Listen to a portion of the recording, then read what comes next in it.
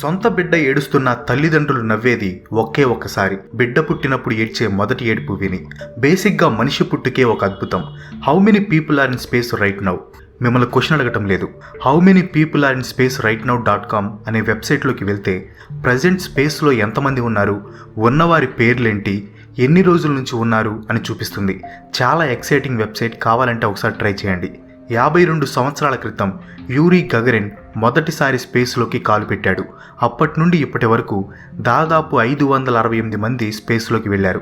Present international space station భూమికి 370 kilometres పైన తిరుగుతుంది. జస్ట్ ఇలా ఇమాజిన్ చేసుకోండి, భూమి మీద మనం 370 కిలోమీటర్ల పొడవున్న ఒక టవర్ని నిర్మించాం. టవర్ ఎక్కి పై భాగానికి వెళ్ళారు. అక్కడ మీరు నడిస్తే ఎలా ఉంటుంది? వెల్, మీకు ఎలాంటి డిఫరెన్స్ తెలీదు. భూమి మీద ఎలా నడుస్తున్నారో ఆ టవర్ మీద కూడా అలాగే నడుస్తారు. బట్ మీకు సేమ్ హైట్లో ఉన్న ఇంటర్నేషనల్ స్పేస్ స్టేషన్ మాత్రం గంటకి 27,000 కిలోమీటర్ల వేగంతో తిరుగుతుంది. బికాస్ మీరు టెక్నికల్గా భూమి మీద లేకపోయినా భూమి మీద ఉన్న పెద్ద టవర్ మీద ఉన్నారు. కానీ ఇంటర్నేషనల్ స్పేస్ స్టేషన్ మాత్రం అవుటర్ స్పేస్లో తేలుతుంది. అదే difference. Oh man, science is very interesting. టెక్నికల్గా మాట్లాడాలంటే మనం భూమి మీద జన్మించాం. ఆబ్వియస్లీ భూమి కూడా స్పేస్లోనే ఉంది. కాబట్టి మనం కూడా స్పేస్లోనే పుట్టినట్లు. బట్ నా ఉద్దేశం, ఈ వీడియో ఉద్దేశం, భూమి మీద కాకుండా అవుటర్ స్పేస్లో జన్మిస్తే మనిషి చూడటానికి ఎలా ఉంటాడు, అసలు మన బయోలాజికల్ బాడీ దానికి అలౌ చేస్తుందా లేదా. ఫస్ట్ ఆఫ్ ఆల్, దీనికి పాసిబిలిటీ చాలా అంటే చాలా తక్కువ. దానికి చాలా రీజన్స్ ఉన్నాయి. ఫస్ట్ వన్, ప్రెగ్నెంట్ ఉమెన్ స్పేస్లోకి వెళ్ళడానికి నాసా కానీ ఏ స్పేస్ ఆర్గనైజేషన్ కానీ పర్మిట్ చేయదు. ఇన్ఫ్యాక్ట్ స్పేస్లోకి వెళ్ళే ఆస్ట్రోనాట్స్ మంచి ఫిజికల్ షేప్లో ఉండాలి. అప్పుడే వాళ్ళు కఠినమైన స్పేస్ ట్రావెల్ని తట్టుకోగలరు. స్పేస్లోకి వెళ్లే ముందు వాళ్ళు చాలా సర్వైవల్ ట్రైనింగ్స్లో పాల్గొంటారు. చాలా ఫిజికల్ ఎక్సర్సైజెస్ చేయాలి. తీవ్రమైన మెడికల్ ఎగ్జామ్స్ కూడా ఉంటాయి. స్పేస్లో ఎలా నడవాలి అనే దానికోసం ఫస్ట్ నీటి లోపల నడుస్తారు. నీటిలో నడవాలంటే స్టామినా, ఓర్పు, సహనం కావాలి. ఫిట్గా ఉండే అథ్లెట్కి కూడా ఈ ఛాలెంజ్ చాలా కష్టం.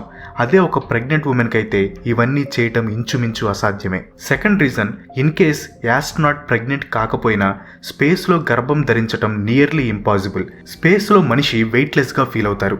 అలాంటి పరిస్థితుల్లో ఒక జంట కలవడం అనేది ఒక సవాలే. వెయిట్లెస్ ఎన్విరాన్మెంట్లో పిండం ఏర్పడటం కూడా సాధ్యం కాదు.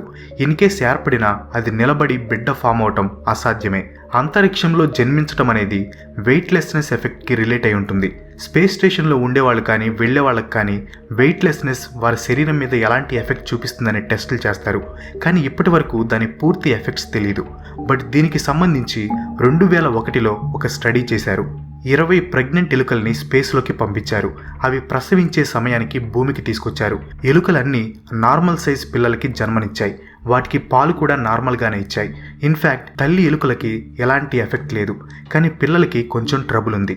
వాటి వెనక భాగం బాగా వంగిపోయి నడవటానికి ఇబ్బంది పడ్డాయి. బట్ 5 రోజుల తర్వాత నార్మల్ అయిపోయాయి. మామూలుగా భూమి మీద పుట్టిన ఎలుకలకి స్పేస్లో ఉండి వచ్చాక పుట్టిన ఎలుకలకి ఒకే తేడా, వాటి ఇన్నర్ ఇయర్లో కొన్ని మార్పులు ఉన్నాయి. అందరికీ తెలిసిన సైంటిఫిక్ ఫ్యాక్ట్, గ్రావిటీ లేకపోతే ద్రవాల మీద ప్రభావం ఎక్కువగా ఉంటుంది. మన శరీరంలో 60% నీరు ఉంటుంది. ఈ నీటినంతా గ్రావిటీ కిందకి లాగుతుంది. కాబట్టి మన బాడీ ఇలా నార్మల్గా వర్క్ చేస్తుంది. వెయిట్లెస్ ఎన్విరాన్మెంట్లో బాడీ ఫ్లూయిడ్స్ని ఏది కిందకి లాగదు. బాడీ మొత్తం ఫ్రీగా ఫ్లో అవుతాయి. దీనివల్ల మన శరీరం ఇప్పుడు బిహేవ్ చేస్తున్న దానికంటే తేడాగా బిహేవ్ చేస్తుంది. స్పేస్ నుండి వచ్చిన సగం పైగా యాస్ట్రోనాట్స్ స్పేస్ సిక్నెస్తో బాధపడతారు. దీనికి కారణం ఇన్నర్ ఇయర్లో ఉండే ఫ్లూయిడ్స్ ఎక్స్పాండ్ అవుతాయి. దీనివల్ల వామిటింగ్, హెడ్ఏక్, తల తిరగటం ఇలాంటివి వస్తాయి. యాస్ట్రోనాట్స్కి ఆప్టిక్ నర్వ్ ఇష్యూస్ వస్తాయి. స్పేస్లో కన్నీరు కిందకి పడదు. చికెన్ లెగ్ సిండ్రోమ్ అనే ఇంకో కండిషన్ కూడా ఉంది. భూమి మీద మనిషి గుండె గ్రావిటీకి విరుద్ధంగా రక్తాన్ని సరఫరా చేస్తుంది. స్పేస్లో గ్రావిటీ ఉండదు కాబట్టి రక్తం సరఫరా పై శరీరం వరకే పరిమితం అవుతుంది.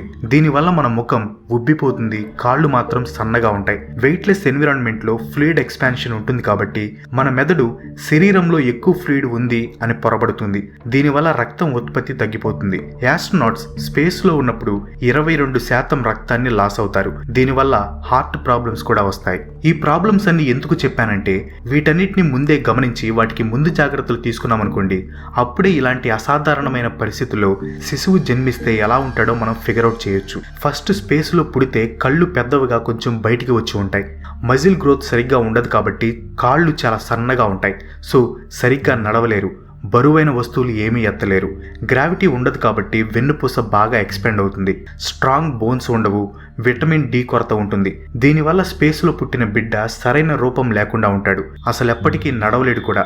ఇంచుమించు చూడటానికి ఇలా ఉంటాడు. ఇక్కడ పరిగణలోకి తీసుకోవాల్సిన ఇంకో విషయం, స్పేస్లో రేడియేషన్ లెవెల్స్ ఎక్కువగా ఉంటాయి. ఫర్ ఎగ్జాంపుల్, భూమి మీద ఒక సంవత్సరం పాటు ఎంత రేడియేషన్కి మనం ఎక్స్పోజ్ అవుతామో అంత రేడియేషన్ స్పేస్లో ఉండే ఆస్ట్రోనాట్ ఒకే ఒక రోజులో ఎక్స్పోజ్ అవుతాడు. రేడియేషన్ వల్ల వచ్చే ప్రధాన సమస్యలు, క్యాన్సర్ వచ్చే ఛాన్స్ ఎక్కువ ఉంటుంది, సెంట్రల్ నర్వస్ సిస్టమ్ డ్యామేజ్ అవుతుంది, గుండె జబ్బులు వస్తాయి, సెల్స్ పర్మనెంట్గా డ్యామేజ్ అవుతాయి. స్పేస్లో పుట్టిన బేబీకి ఈ రిస్క్లన్నీ ఎక్కువగా ఉంటాయి. ఇన్ కేస్ ఇవన్నీ తట్టుకొని నిలబడినా స్పేస్ సూట్ లేకుండా అవుటర్ స్పేస్లోకి వెళ్ళలేరు. ఎంత స్పేస్లో పుట్టినా అది హ్యూమన్ బాడీయే కదా. ఎవరి మాట వినకుండా కాలు బయట పెడితే 2 minutes పాప్కార్న్ లాగా స్పాట్లో చచ్చిపోతారు. స్పేస్లో ఆక్సిజన్ ఉండదు కాబట్టి వెంటనే స్పృహ తప్పిపోతారు. ఎయిర్ ప్రెషర్ ఉండదు కాబట్టి రక్తం గడ్డకట్టి రక్తం సరఫరా ఆగిపోతుంది. ఇప్పుడున్న సైజ్ కంటే 2 రెట్లు ఎక్కువగా ఉబ్బిపోతారు. UV rays, X rays, gamma radiations మీ బాడీని కాల్చేస్తాయి. ఇన్ కేస్ స్పేస్ సూట్ వేసుకుని ఎర్త్కి రావాలనుకున్నారు. సేఫ్గా సేఫ్ ట్రిప్ కంప్లీట్ చేసి భూమికి వచ్చారు. కానీ ఎర్త్ అట్మాస్ఫియర్, గ్రావిటీ, ఎన్విరాన్మెంట్కి మీ బాడీ ఎలా అడాప్ట్ అవుతుంది? ముందు చెప్పిన ఫిజికల్ ఛాలెంజెస్ అన్ని ఫేస్ చేయాలి. భూమి మీద నుంచోటానికి, నడవటానికి కావాల్సిన మజిల్స్, బోన్స్ సరిగ్గా డెవలప్ అయి ఉండవు. ఫస్ట్ టైం గ్రావిటీని ఎక్స్పీరియన్స్ అయినప్పుడు బాడీలో ఉన్న ఫ్లూయిడ్ చేంజెస్ ఎలా ఎఫెక్ట్ అవుతాయి? భూమి మీద ఉండటానికి మానవ శరీరం చాలా పర్ఫెక్ట్. బట్ స్పేస్లో ఎక్కువ కాలం ఉండటానికి మన శరీరం అస్సలు సహకరించదు. ఎలుకల మీద చేసిన రీసెర్చ్ తప్పితే ఈ టాపిక్ మీద ఎక్కువ రీసెర్చ్ జరగలేదు. బట్ ఫ్యూచర్లో జరుగుతుంది. బికాస్ ఫ్యూచర్లో మనిషి మార్స్ గ్రహం మీదకి వెళ్ళాలి అనుకుంటున్నాడు. ఇన్ కేస్ వెళ్తే అక్కడ ఎలాంటి ఛాలెంజెస్ ఎదుర్కోవాల్సి వస్తుంది చూద్దాం. ఫ్యూచర్లో ఈ టాపిక్ మీద ఇంకా రీసెర్చెస్ జరుగుతాయేమో. ఫర్ టుడే ఈ వీడియో మీకు ఎలా అనిపించిందో కింద కామెంట్లో పోస్ట్ చేయండి. వీడియో నచ్చితే లైక్ చేయండి, షేర్ చేయండి. నెక్స్ట్ వీడియో మిస్ కాకూడదు అనుకుంటే మన ఛానల్కి తప్పకుండా సబ్స్క్రైబ్ అవ్వండి.